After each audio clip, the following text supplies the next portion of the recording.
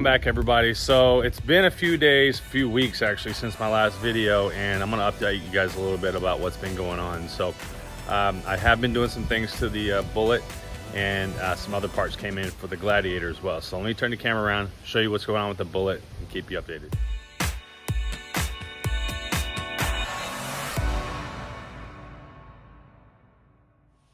All right, guys, so here it is. A couple things that I've done to the Bullitt since I've had it. It's been a few weeks now, like I said.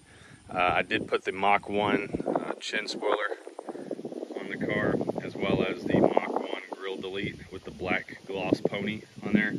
Could have done the chrome pony. I just wanted to get rid of the honeycomb. Still got the honeycomb in the scoop there, but looks a lot better, I think, like this. But the wheels, loving the wheels. They're exactly what I wanted for the car, just subtle. It's just like the anthracite bullets that came on it, but a little deeper dish and whatnot. So tires are really sticky. The Continental Extreme Sport contacts that I had on the last few vehicles. Love those tires. Highly recommend those tires. But so I did the front end upgrade right there. Like I said, the paint on this is just immaculate. It's really good condition.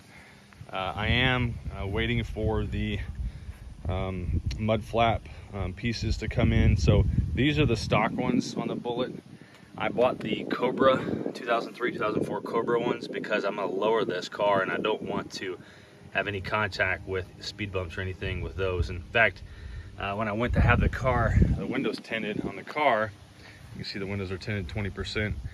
The guy drove the car around back to tint the windows, and he went over a speed bump pretty fast, and they were really close to hitting those mud flaps, those stock mud flaps. So I think if I lower this, when I lower this, I'm gonna have to put those other ones on. So I put the Cobra ones in the paint shop, waiting for them to come back, and I'll put those on whenever I lower the car down.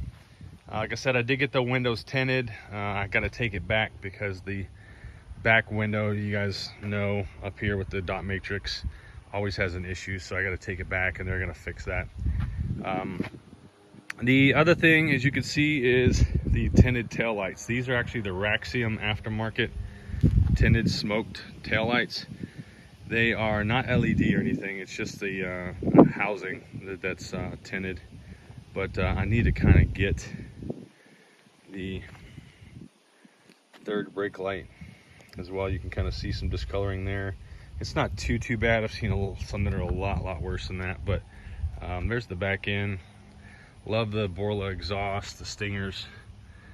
Looks really good. Sounds really good. Although I wouldn't mind it being a little bit louder, so I'm thinking about getting a high flow catted mid pipe, H pipe or X pipe. We'll see.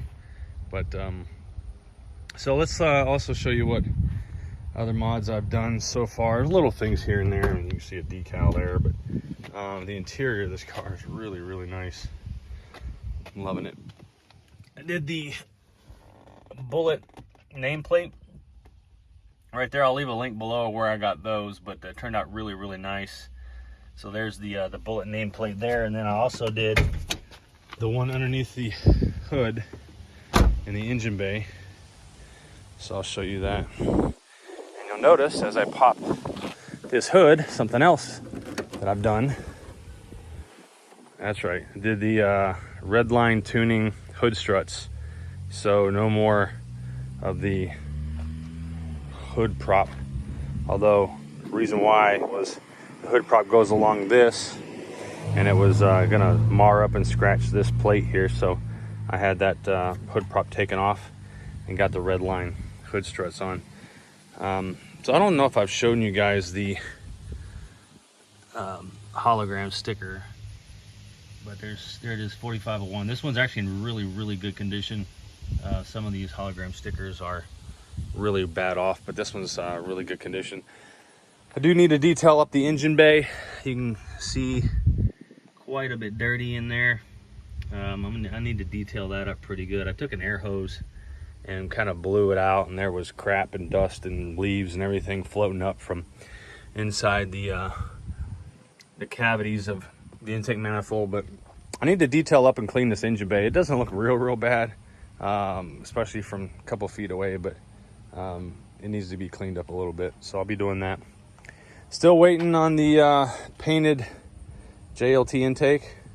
I got the cold air intake that goes into the fender well, so I'm waiting for that to come back. It's at the paint shop with the side skirt caps, or the rocker caps, and I'm also going to replace this nasty hood liner right here. Debating on taking it off altogether, having something airbrushed on the hood.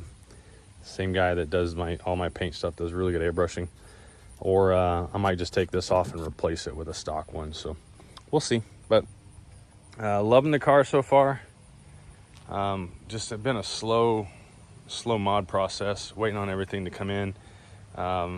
You guys, I'm sure, know that the backlog on back ordering is a huge deal lately, with all those shipping containers out in the Pacific Ocean waiting to come in, and just the whole supply chain is really screwed up right now because nobody wants to work, and a couple other things. I won't get too political on you guys. Still got the axle sitting there. Again, 373 axles with a True Track differential in there.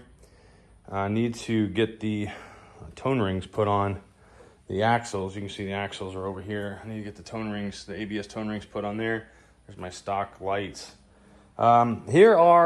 Here is the suspension kit that I got. I got the Eibach Pro dampeners here. This is a Steeda G-Track brace that goes and helps support the K-member. These are the Sportline springs, and I am going to fiddle with the isolators to see about what isolators I want to put in, and that way I can kind of dial in my height on my suspension system. Here's a set of SVE bump steer kit. These are the quad shocks that are going on the car as well. Let's see what else I got on here. I got a lot coming up. BMR suspension parts. These are the rear track bars right here. So those will be going on. I'm sorry, not track bars, the lower control arms. The rear lower control arms. I got the fronts and the lower and the upper that are going to go on, and then some other parts and pieces. So a lot coming up. Just stay tuned, guys, because this winter is going to come in, and I'm going to start taking all these parts and pieces and putting them on the car. There needs to get to a point where I want to drive this car a little bit more before winter hits. So I don't want to have it up on jack stands while I'm doing the suspension system and the weather's like this, nice outside. So I do live in Kentucky, so I got another couple weeks of decent weather that I'm going to be able to drive the car and check it out, make sure that everything I have, everything I need to start on the suspension process. But a lot coming up on this car. And drop it down 1.5 inches all the way around, and get a little bit of better handling. So I have the rear strut tower bar that's already on the car. Let's see if I got the keys on me. I'll show you guys that. The rear strut tower bar I put on, that was simple. I'm gonna have to take it off whenever I do the suspension, but you see it right there. I'm gonna have to take it off when I do the suspension, and I'll have to redo it, but it just goes right there on top of the shock tower and bolts to the top of the rear strut right there. But it kind of boxes in the rest of your suspension, your rear suspension, where you have your struts and shocks going up and down here on the sides, your sway bar here on the bottom, and this finishes the box with the upper strut tower bar. So I also had to replace these. These were shot, the trunk lid gas struts. They were shot. I needed to replace those. What I ended up doing was I put the new one on this side. I got this off of Amazon, pretty cheap. I put that over here, and I put the other new one on this side as well, but it was too strong. The whole trunk would just shoot up real high, real quick, and it just wasn't going to work for me. I didn't like how that was, so I put the stock kind of this one here is kind of it helps a little bit, but it's pretty shot. But I put that on this side and then the new one on that side so that it has a really nice smooth, easy opening and closing. Before, which was really cool, I would pop the trunk button, the latch, and the whole thing would just shoot up. I didn't even have to touch it, but I didn't like how that was. So this way, nice and smooth. Open it just a little bit, and up it goes. So yeah. So what else do I have on order for this thing? I got some full-length subframe connectors that are on order. Those are going to be shipped here probably this next week. So those are going to be welded in. And then the MGW shifter I have had on order basically since before I even got the car in. Those take quite a while to build out. And then also I have a custom shift knob that's going on that as well whenever the MGW shifter comes in. So loving the car, like having a green Bullitt finally after all these years wanting one of those. It's not fast, guys. Like, the 2-valve is not a fast car. Like, I'm not gonna lie to you, it's pretty darn slow, but it just looks so damn nice, that body style. 4 valves, obviously a little quicker. The Cobra is the cream of the crop when it comes to this body style, and the supercharged 4-valve. But this 2-valve single overhead cam, I'm not gonna do a lot power mods wise. I'm gonna do a tune and a cold air intake, and maybe cut out 2 of the 4 cats whenever I put the mid pipe on. That's about as much performance mods that are going on this thing. It's not gonna be a quick car, and I know that, so I'm not gonna waste a bunch of money trying to make it that. I could do the heads, I can do the cams. I may eventually do that one day, but I'm not in a rush for that. This is not that kind of car. So absolutely love having a Bullitt. Finally glad that I got one of these things, and it's definitely the car I wanted. So, and the condition of this one specifically is really, really good condition. So link down below, leave a comment, like, make sure you subscribe to this video, guys, this channel, and I'll see you guys next time. All right, take care.